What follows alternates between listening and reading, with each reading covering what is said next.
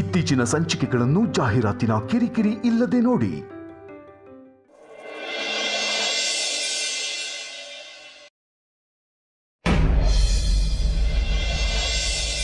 ಕಾಂತ, ಎಲ್ಲ ನಿಮ್ ಬಡ ಸಾಹೇಬ್ರು ನಮ್ದೆಲ್ಲ ಊಟ ಆದ್ರೂ ಇನ್ನೂ ಬರ್ಲಿಲ್ವಲ್ಲಪ್ಪ. ನಾನು ಅದಕ್ಕೆ ವೇಟ್ ಮಾಡ್ತಾ ಇದ್ದೀನಿ ಅಜ್ಜಿ. ಅಜ್ಜಿ ಬಂದ್ರು.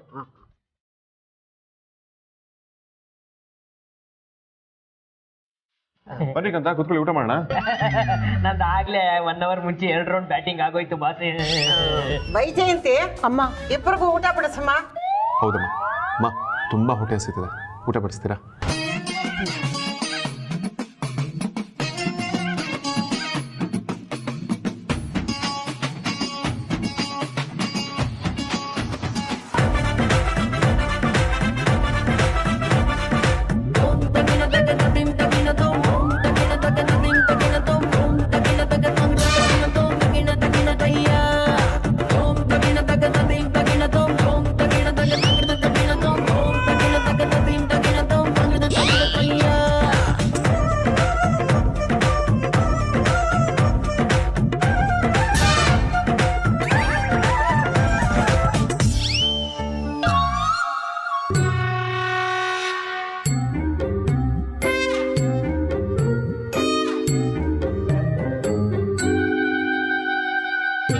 ಚಿಕ್ಕ ಪಾತ್ರೆಯಲ್ಲಿ ಬಡಿಸ್ತೀವಿ ಅಂತ ಹೇಳಿದ್ರು, ಆದ್ರೆ ಇದು ಮಕ್ಕಳಾಟ ಆಡೋ ಕಿಚನ್ ಸೆಟ್ ಪುಟ್ ಇದ್ರಲ್ಲಿ ಬಡಿಸ್ತೀವಿ ಅಂತ ಹೇಳೇ ಇರ್ಲಿಲ್ವಲ್ಲಪ್ಪ.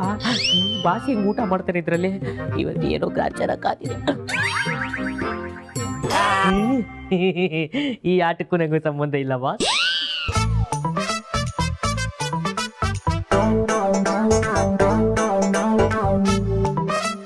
ಅಮ್ಮ, ನಮಗೆ ಹಸುವಾಗ್ತಿದೆ. ನೀವು ಈ ಥರ ಚಿಕ್ಕ ಮಕ್ಕಳು ಆಟ ಆಡೋ ಕಿಚನ್ ಸೆಟ್ಟಲ್ಲಿ ಊಟ ಇಟ್ಟರೆ ಹೇಗಾಗುತ್ತೆ? ಏನಮ್ಮ ಇದೆಲ್ಲ, ಯಾಕೆ ಹೀಗೆ ಮಾಡ್ತಿದ್ದೀರಾ? ಕ್ಷಮಿಸಿ, ಇದರಲ್ಲಿ ನಂದೇನು ತಪ್ಪಿಲ್ಲ.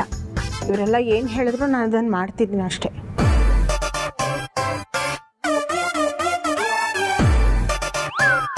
ವಿಕ್ರಾಂತ್, ನಿಮ್ಮೆಲ್ಲರಿಗೂ ತಲೆ ಕೆಟ್ಟಿದೆ. ಯಾಕೆ ಎಲ್ಲರೂ ಸೇರ್ಕೊಂಡು ಹೀಗೆ ಟಾರ್ಚರ್ ಕೊಡ್ತಿದ್ದೀರಾ? ಪ್ಲೀಸ್ ನಮ್ಮನ್ನು ಆರಾಮಾಗಿರೋದಕ್ಕೆ ಬಿಡಿ.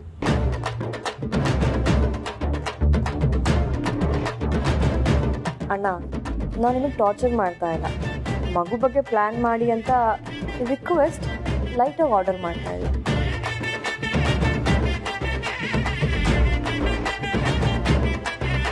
ನಿಮಗೆ ಅದ್ರ ಬಗ್ಗೆ ಅರ್ಥ ಆಗಬೇಕು ಅಂತಲೇ ಈ ಥರ ಎಲ್ಲ ಮಾಡ್ತಾ ಇರೋದು.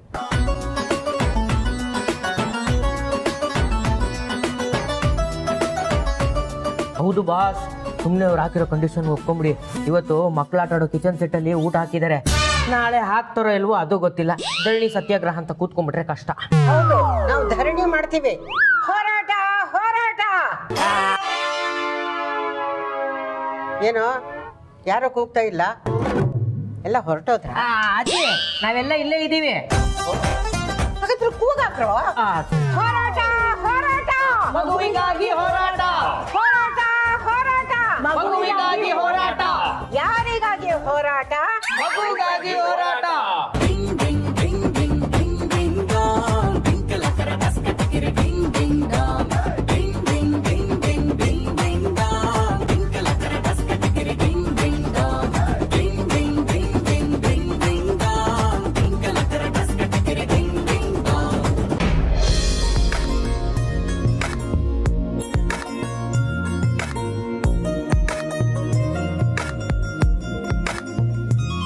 ಅಮ್ಮ, ನಾನ್ ಹೇಳೋದೇನಂದ್ರೆ ನಾಳೆಷ್ಟೊತ್ತಿಗೆ ಈ ದ್ರಾಕ್ಷಿ ಫುಲ್ ಒಣಗೋಗ್ಬಿಡುತ್ತೆ.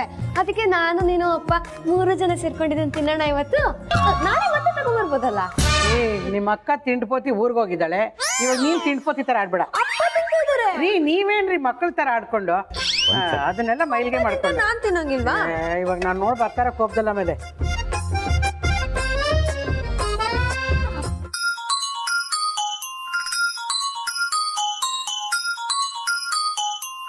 ರೀ, ಆರ್ತಿ ಯಾಕೆ ಫೋನ್ ಮಾಡ್ತಿದ್ದಾಳೆ? ಅವಳಿಗೇನಾದ್ರೂ ವಿಷಯ ಗೊತ್ತಾಗೋಯ್ತಾ?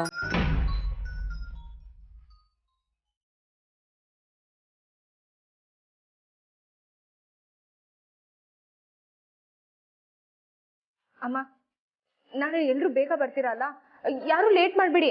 ನಾನು ನಿಮಗೋಸ್ಕರನೇ ಕಾಯ್ತಿರ್ತೀನಿ.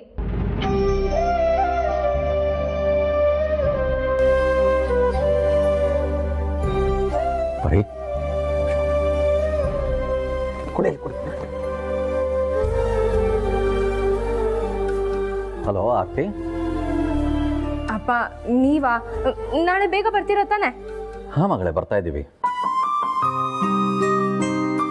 ಹೌದು, ಅಮ್ಮ ಯಾಕೇನು ಮಾತಾಡಲಿಲ್ಲ? ಹುಷಾರಾಗಿದ್ದಾರಲ್ವಾ? ಏನು ತೊಂದರೆ ಇಲ್ಲ ಅಮ್ಮ. ಅವಳು ಬೆಳಗ್ಗೆಯಿಂದ ಕೆಲಸ ಮಾಡಿ ಸುಸ್ತು ಅಂತ ಹೇಳ್ತಾ ಇತ್ತು. ಹೌದಾ? ಹಾಗಾದ್ರೆ ಫೋನ್ ಕೊಡಿಯಪ್ಪ, ನಾನು ಸ್ವಲ್ಪ ಮಾತಾಡ್ತೀನಿ. ಬೇಡ ಬೇಡಮ್ಮ, ನಾಳೆ ಬೆಳಗ್ಗೆ ಬಂದಾಗಲೇ ಮಾತಾಡ್ತೀವಿ ಎಲ್ಲರೂ.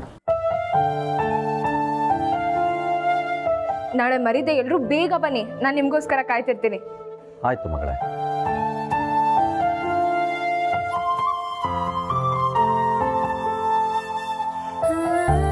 ಬರೀ ಮಗಳು ಬಾ ಅಂತ ಕರೀತಾ ಇದ್ದಾಳೆ.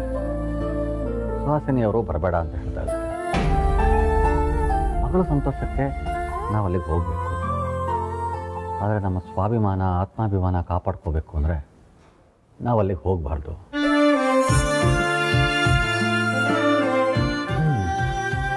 ಏನು ಮಾಡೋದು ಅಂತಲೇ ಗೊತ್ತಾಗ್ತಾ ಇಲ್ಲ. ನೋಡೋಣ ವೆಚ್ಚ ಹೇಗಿದೆಯೋ ಏನು.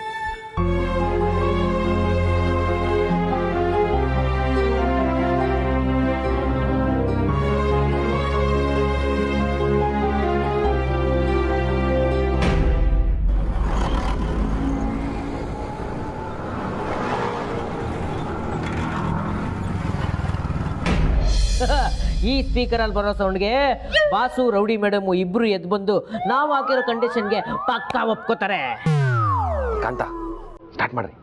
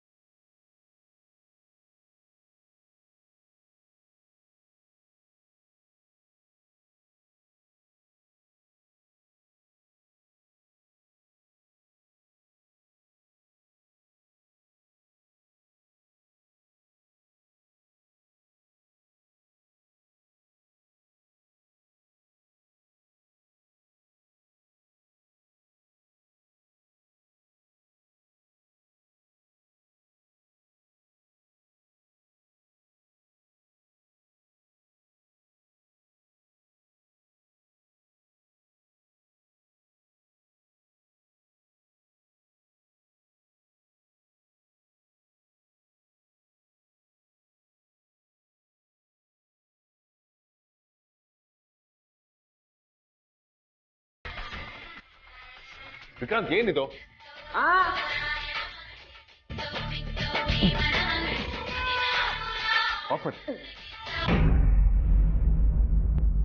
ಏನ್ರಿ ಇದು? ನೈಟ್ 1 ಗಂಟೆಲಿ ಯಾರು ಮಲ್ಗೋದಿಕ್ ಬಿಡ್ತಿಲ್ವಲ್ಲ? ಏನಿದೆ ಅಸಹ್ಯ ರೀ? ಸಾರ್ಥಕ್ ಯಾಕೆ ನೀವು ಮನೆ ಕಳಿಸಿಲ್ಲ ಅವ್ರನ್ನ?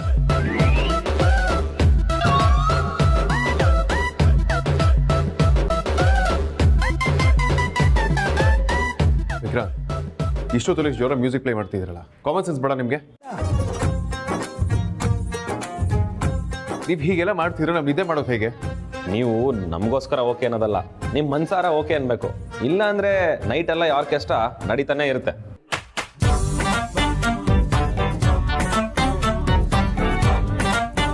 ನಿಮ್ಮ ಡಿಸಿಷನ್ ಏನು ಅಂತ ಬೇಗ ಹೇಳು. ನಮಗೂ ಜೋರು ನಿದ್ದೆ ಬರ್ತಾ ಇದೆ, ಮಲ್ಕೋಬೇಕು. ಮತ್ತೆ ಮಲ್ಕೊಳ್ಬೇಕು ತಾನೆ, ಯಾಕೆ ನಮ್ಮ ಪ್ರಾಣ ತಿಂತಿದ್ದೀರಾ?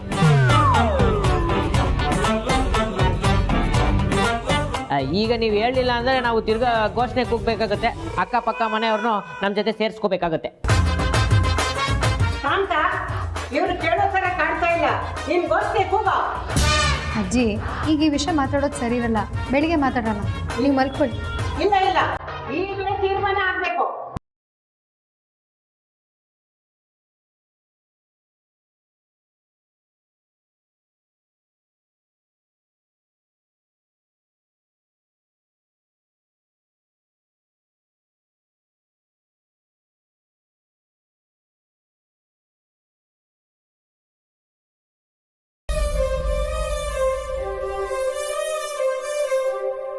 ಪರಿ ಪರಿ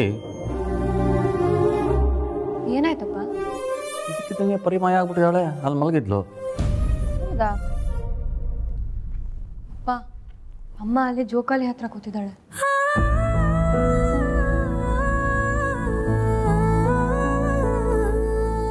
ಆರ್ತಿ,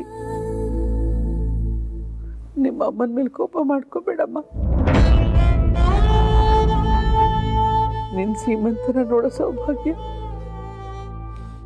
ನನಗಿಲ್ಲ ಅನ್ಸುತ್ತೆ.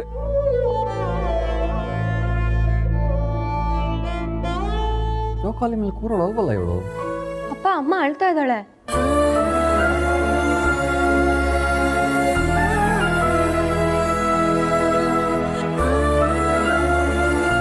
ಅಮ್ಮ, ಯಾಕಮ್ಮ ಅಳ್ತಾ ಇದೆಯಾ? ಏನಾಯ್ತು? ಪರಿ, ಏನಾಯ್ತು ಪರಿ?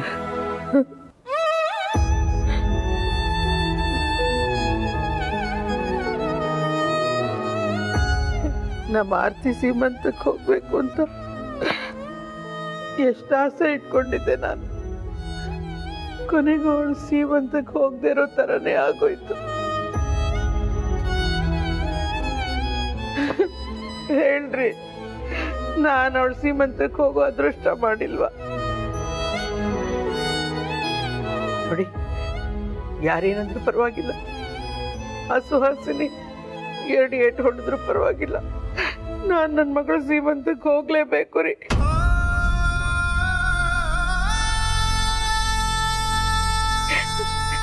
ನೋಡಿ, ಹೇಗಾದ್ರೂ ಮಾಡಿ ನನ್ನನ್ನು ಕರ್ಕೊಂಡು ಹೋಗ್ತೀರಲ್ಲ? ಅಳಬೇಡ ಪರಿ, ಸಮಾಧಾನ ಮಾಡ್ಕೊ. ನಾಳೆ ಏನಾದರೂ ವ್ಯವಸ್ಥೆ ಮಾಡೋಣ. ಹೌದಮ್ಮ, ನೀನ್ ಹತ್ರ ನಂಗೂ ಅಳು ಬರುತ್ತೆ. ಪ್ಲೀಸ್ ಮಾ, ಸಮಾಧಾನ ಮಾಡ್ಕೋ. ನೀನ್ ಹತ್ರ ಮಕ್ಕಳ ಕಣ್ಣಲ್ಲೂ ನೀರು ಬರುತ್ತೆ. ಯಾಕೆ ಒಳ್ಳೆ ಮಗು ತರ ಹಠ ಮಾಡ್ತಾ ಇದ್ಯಾ? ನಡಿ, ಮಲ್ಕೊ ನಡಿ. ಇಲ್ಲ ರೀ,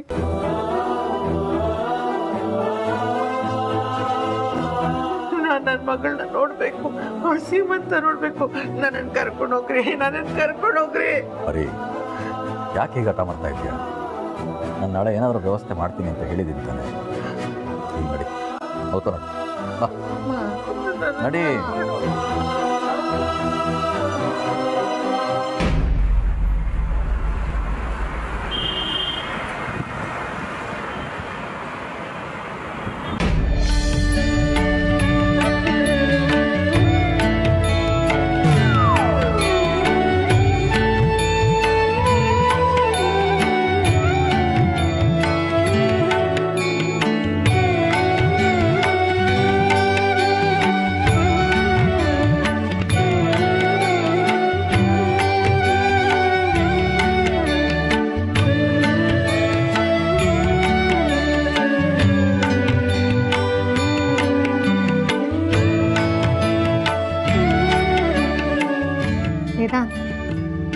ಎಲ್ರಿಗೂ ಇಷ್ಟೊಂದು ಶ್ರದ್ಧೆಯಿಂದ ಪೂಜೆ ಮಾಡೋದಕ್ಕೆ ಬರೋಲ್ಲ, ಆದರೆ ವೈಜಯಂತಿ ಅಮ್ಮ ಎಷ್ಟು ಶ್ರದ್ಧೆಯಿಂದ ಪೂಜೆ ಮಾಡ್ತಾರಲ್ವ.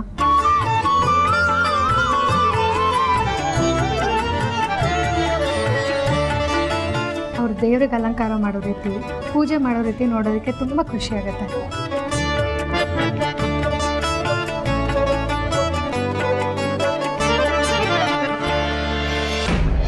ಹೌದಮ್ಮ, ಅದಕ್ಕೆ ಅವ್ರು ಪೂಜೆ ಮಾಡೋ ಟೈಮಿಗೆ ನಾನು ಮಿಸ್ ಮಾಡದೆ ಬರೋದು. ಒಳ್ಳೆ ಮನಸ್ಸಿರೋರು ಪೂಜೆ ಮಾಡಿದ್ರೆ ದೇವ್ರು ಖಂಡಿತ ಒಳ್ಳೇದು ಮಾಡ್ತಾನೆ ವೇದಾಂತ್.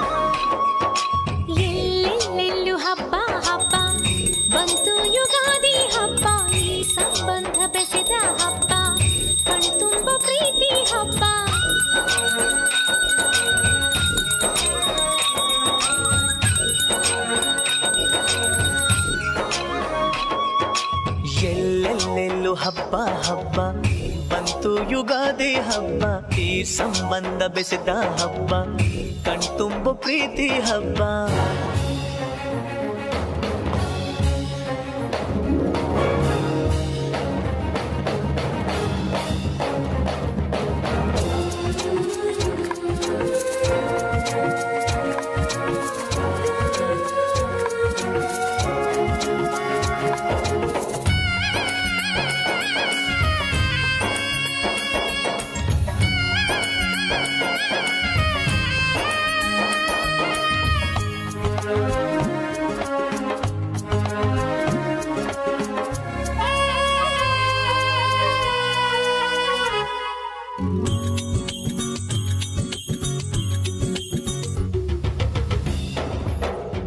ನೋಡಿ, ಇವತ್ತಿಂದ ನಮ್ಮ ಪಂಚಾಂಗದ ಪ್ರಕಾರ ನಮಗೆ ಹೊಸ ವರ್ಷ ಶುರುವಾಗುತ್ತೆ.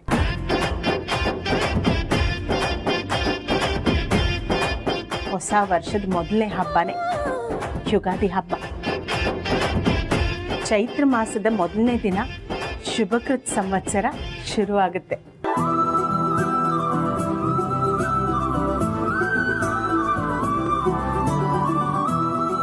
ಈ ಹಬ್ಬದ ದಿನ ದೇವರು ಎಲ್ರಿಗೂ ಒಳ್ಳೇದು ಮಾಡಲಿ, ಕಹಿ ನೆನಪುಗಳನ್ನು ಮರೆತು ಸಿಹಿ ನೆನಪುಗಳು ಮಾತ್ರ ಉಳಿಯೋ ಹಾಗೆ ಮಾಡಲಿ.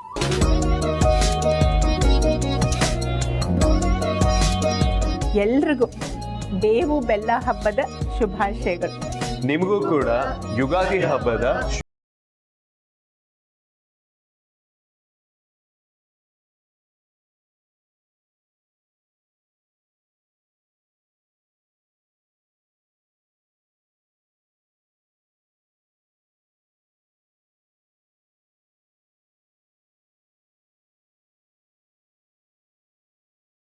ಬೆಲ್ಲ ಸಾಕು. ಅಯ್ಯೋ, ಈ ಬೇವಿನ ಹಿಂದೆ ದೊಡ್ಡ ಸ್ಟೋರಿನೇ ಇದೆ. ಹೇಳೋ ಕೂತ್ಕೊಂಡ್ರೆ ಒಂದು ಎಪಿಸೋಡೇ ಬೇಕಾಗುತ್ತೆ. ನನಗೆ ಬೆಲ್ಲ ಸಾಕು.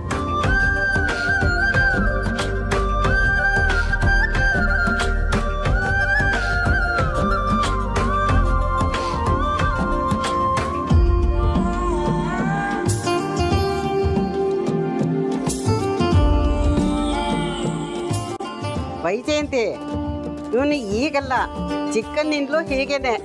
ನಮ್ಮ ಮನೇಲಿ ಯಾವುದೇ ಹಬ್ಬ ಮಾಡಿದ್ರು ಮುಂದೆ ಇರ್ತಿದ್ದ. ಆದ್ರೆ ಯುಗಾದಿ ಹಬ್ಬ ಬಂತು ಅಂದ್ರೆ ಅವನು ಎಲ್ಲಿ ಹೋಗ್ತಾನೆ ಅನ್ನೋದೇ ಗೊತ್ತಾಗ್ತಾ ಇರಲಿಲ್ಲ.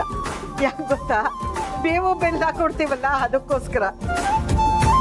ಬೇವು ಅದ್ರ ಕಹಿ ನೋಡು, ಬೇಡ ಅದು ತಪ್ಪಿಸ್ಕೊಡೋದಕ್ಕೂ ಓಡೋಗ್ತಾ ಇದ್ದ. ಬರೀ ಬೆಲ್ಲ ಸಿಕ್ಕಿದ್ರೆ ಸಾಕು. ನೋಡಿ ಹೇಗೆ ಕೇಳ್ತದೆ.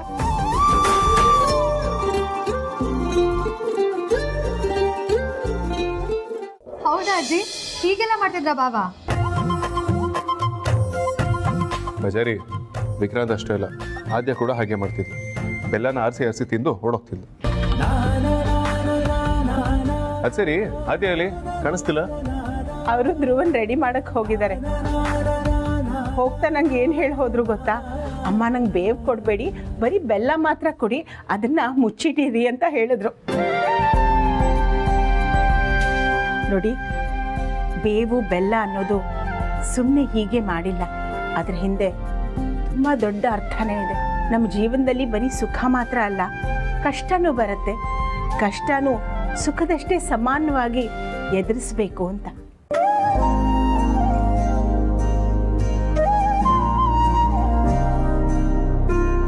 ಕಷ್ಟ ಸುಖ ಎರಡೂ ಇದ್ರೇನೆ ಜೀವನ. ಅದಕ್ಕೆ ಸುಖಕ್ಕೆ ಬೆಲ್ಲ ಹೋಲಿಸ್ತಾರೆ, ಕಷ್ಟಕ್ಕೆ ಬೇವನ್ನ ಹೋಲಿಸ್ತಾರೆ. ನಿಜ, ಸಾಮಾನ್ಯವಾಗಿ ಎಲ್ಲರೂ ಸುಖ ಮಾತ್ರ ಎಕ್ಸ್ಪೆಕ್ಟ್ ಮಾಡ್ತಾರೆ, ಕಷ್ಟ ಬಂದಾಗ ಬೇಡ ಬೇಡ ಅಂತ ಹೇಳ್ತಾರೆ. ಆದ್ರೆ ಎರಡನ್ನೂ ಸಮಾನವಾಗಿ ಸ್ವೀಕರಿಸ್ತಾ ಇಲ್ಲ, ನಮ್ಮ ಬದುಕು ಅಂತ ಅನ್ಸ್ಕೊಳ್ಳೋದು.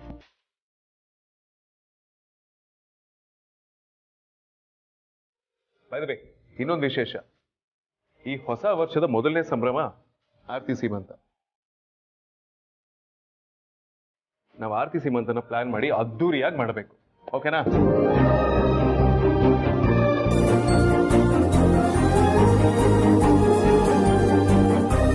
ಅಷ್ಟೇ ಅಲ್ಲ, ಈ ಮನೆಗೆ ಈ ವರ್ಷ ಪುಟ್ಟಿ ಲಕ್ಷ್ಮಿ ಕೂಡ ಬರ್ತಿದ್ದಾಳೆ.